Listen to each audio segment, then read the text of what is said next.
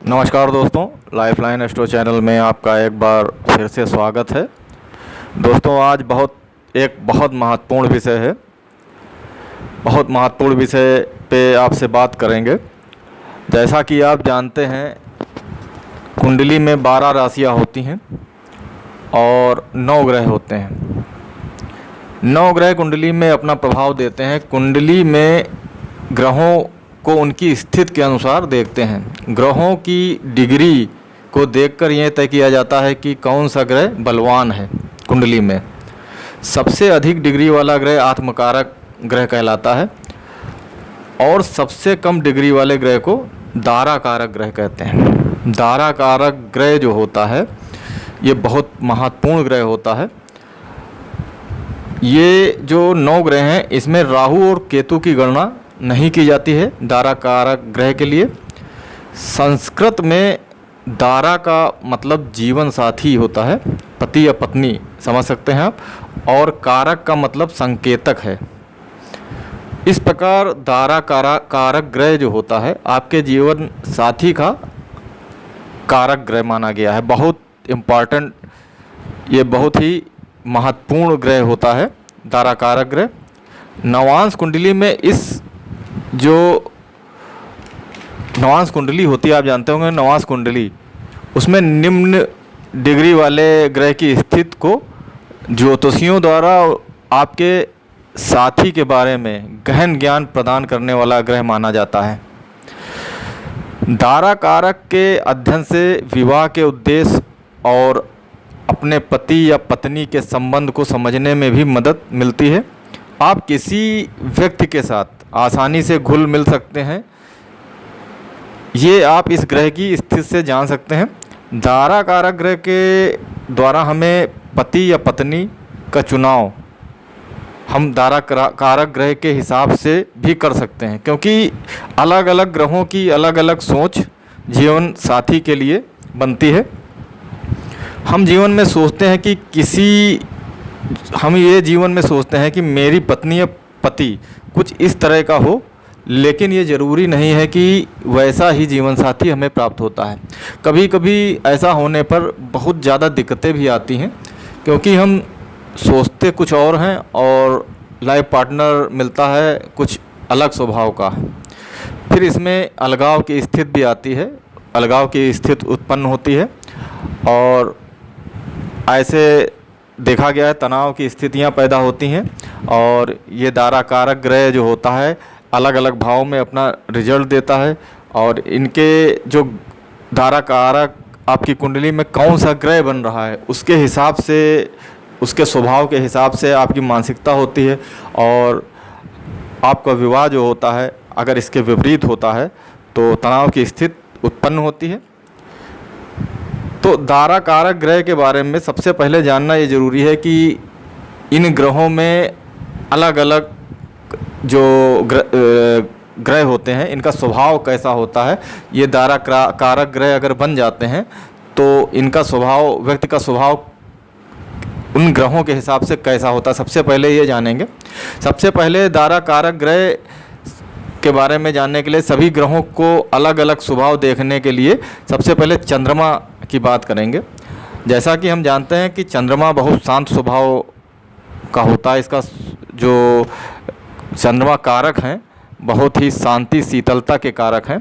चंद्रमा जब दाराकारक ग्रह बन जाता है तो व्यक्ति अपने जीवन साथी में भावनात्मक संवेदनशीलता, पोषण, प्रकृति और ग्रहणशीलता जैसे चंद्रमा के गुण होते हैं वो अपने जीवन साथी में देखता है, अगर चंद्रमा दाराकारक ग्रह बनता है तो।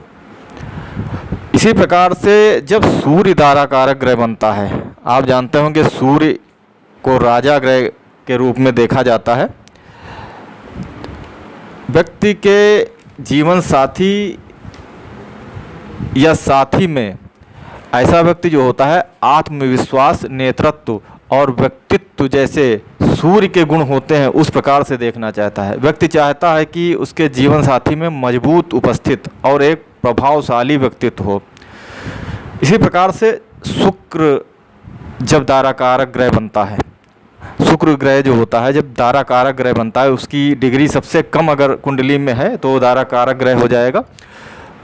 सबसे कम डिग्री वाले ग्रह को दारा कारक ग्रह कहते हैं। सबसे पहले आप ये जान लीजिए, ठीक है। अगर जब शुक्र ग्रह दारा कारक ग्रह बन जाता है तो यह इंगित करता है कि पति या पत्नी में सौंदर्य, आकर्षण और कलात्मक संवेदनशीलता जैसे गुण हों, साथी का स्वभाव रोमांटिक हो। इस प्रकार से अगर शुक्र दारा कारक ग्रह बनते हैं तो व्यक्ति की सोच होती है।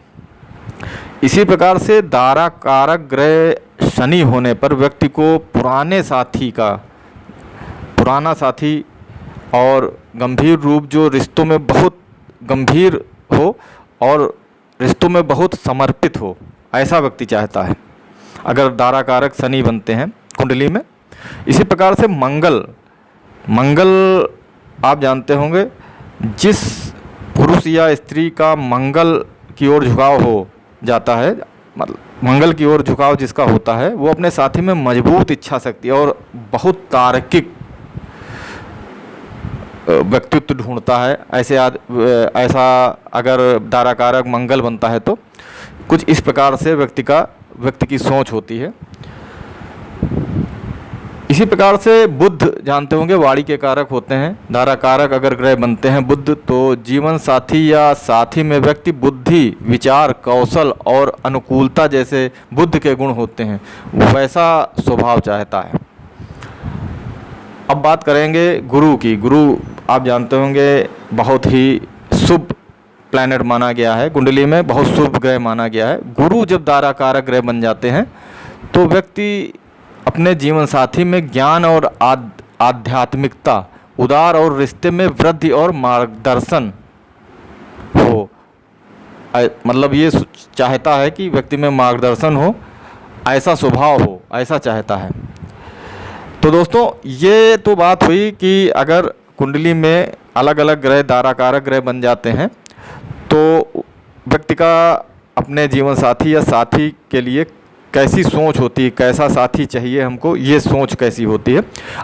अब आपको दारा कारक ग्रह के बारे में थोड़ा हल्का फुल्का समझ में आ गया होगा। अब जानते हैं कि किन भावों में दारा कारक ग्रह कैसा प्रभाव देता है, इसके बारे में बात करेंगे। सबसे पहले बात करेंगे कुंडली में प्रथम भाव लग्न भाव में दारा कारक ग्रह हो तो इसका कैसा वैवाहिक जीवन रहता है व्यक्ति का। लग्न में दारा कारक ग्रह एक लाभकारी स्थान है। यहाँ पे अगर दारा कारक ग्रह बैठा है, उपस्थित है, तो यह वैवाहिक जीवन में आनंद और प्रेम सुनिश्चित करता है। बहुत अच्छा माना गया है अगर लग्न में दारा कारक ग्रह होता है तो। इसी प्रकार कुंडली का द्वितीय भाव, धन भाव आप जानते होंगे, द्वितीय भाव होता है। द्वितीय भाव में दारा कारक ग्रह अगर हो तो जोड़े जो व्यक्ति का जीवन साथी होता है उसके बीच में एक मजबूत बंधन बनाने में मदद करता है। वे विवाह के महत्व को बहुत महत्व देते हैं। इसी प्रकार से तृतीय भाव जो होता है कुंडली का, तृतीय भाव में दारा कारक ग्रह जीवन को जीवंत बनाता है। आप अपने जीवन साथी के साथ लगातार यात्राओं का आनंद लेंगे अगर यहाँ पे दारा कारक ग्रह है।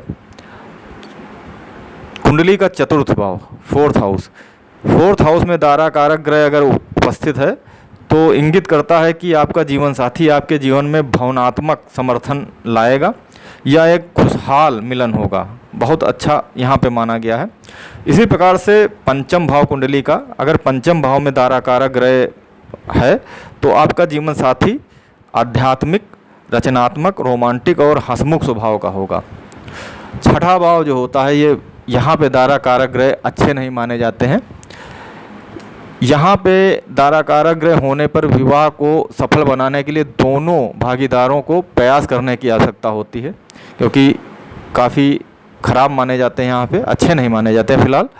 इस प्रकार से सातवां घर जो कुंडली का होता है विवाह के लिए ही माना जाता है, सातवां घर। और यहाँ पे दारा कारक ग्रह अगर हैं तो दारा कारक ग्रह होने पर इनकी आपस की भागीदारी के बीच मजबूत बंधन और सुखी वैवाहिक जीवन का संकेत देता है, यहाँ पे अगर दारा कारक ग्रह होते हैं तो।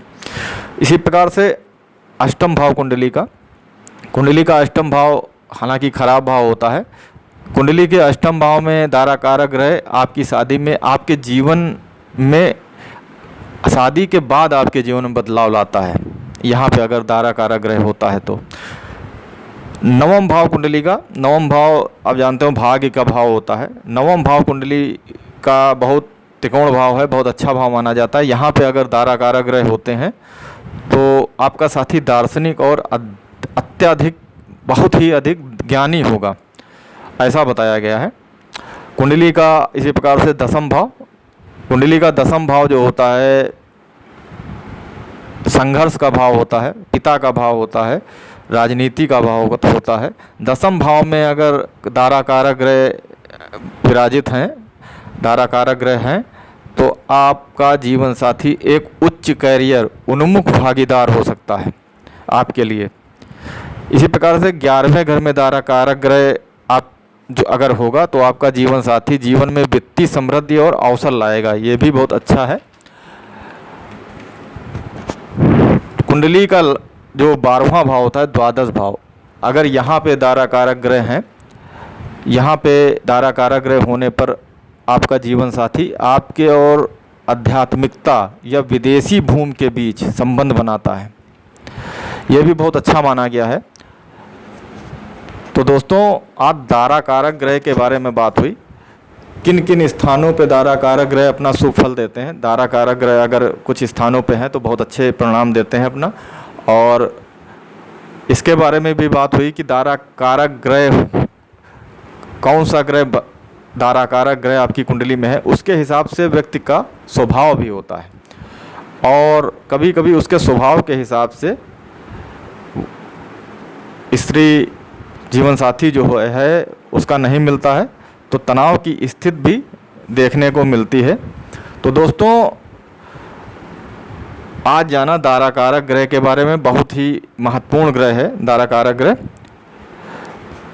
अगले वीडियो में फिर एक नए विषय पे बात करेंगे। दोस्तों अगर वीडियो अच्छा लगा है तो कृपया सब्सक्राइब जरूर करें, लाइक करें और चैनल से जुड़ जाएं। चैनल के माध्यम से आपको बारीक से बारीक जानकारी दी जाएगी। तो मिलते हैं अगले वीडियो में, तब तक के लिए नमस्कार, धन्यवाद।